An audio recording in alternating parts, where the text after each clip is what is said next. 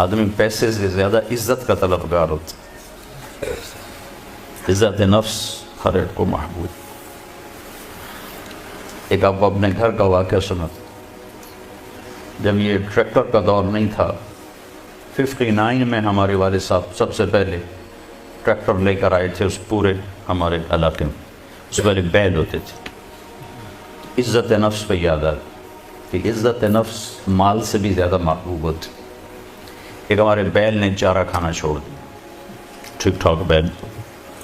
تو ہمارے والد صاحب نے ڈاکٹر بلوایا، اس نے وہ ٹیکا ویکا لگایا، لیکن اس نے پھر بھی نہیں کھایا.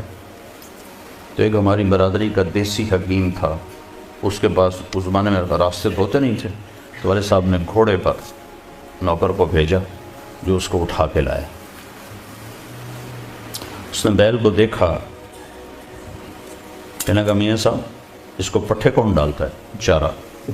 کہا جی یہ ہے ہمارا کسائی، دتو کسائی. اللہ دیتا نام تھا دتو. کیا کہتا ہے دتو کسائی. اور اس کو بیل کے آگے بٹھایا اور جوتا اتارا اور 5 جوتے اس کے سر میں مارے. پھر کہنے کا اب چارہ ڈالا. جب چارہ ڈالا تو وہ بیل کھانے لگا. یہ میرے گھر کا واقعہ ہے، کوئی سنا ہے. تو میرے والد صاحب حیران ہو کر کہنے لگے ایک ہی ہے.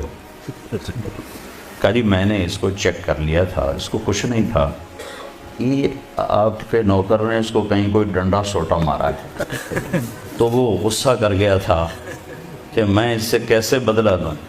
تو اس نے غصے میں کھانا چھوڑ دیا کہ میری عزت کو اس نے خراب کیا.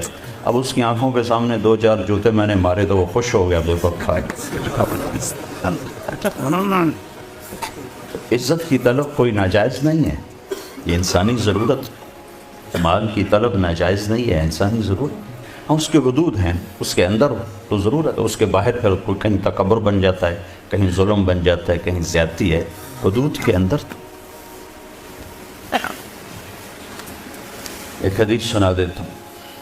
اس مسلمان کو عزت دینا کتنا ضروری ہے. میرے نبی نے فرمایا 1 روپیہ سود کھانا 36 دفعہ زنا کرنے کے برابر. 1 روپے یعنی 1 پاؤنڈ سود کھانا 36 دفعہ زنا کرنے کے برابر. اس کے بعد آپ نے فرمایا اور تمہیں بتاؤں سب سے بڑا سود کیا ہے؟ جب 1 پاؤنڈ کا سود 36 دفعہ زنا کے برابر ہے تو آپ نے فرمایا اب تمہیں بتاؤں سب سے بڑا سود کیا ہے؟ الاستطالۃ فی عرض المسلم. مسلمان کو بے عزت کرنا سب سے بڑا سود.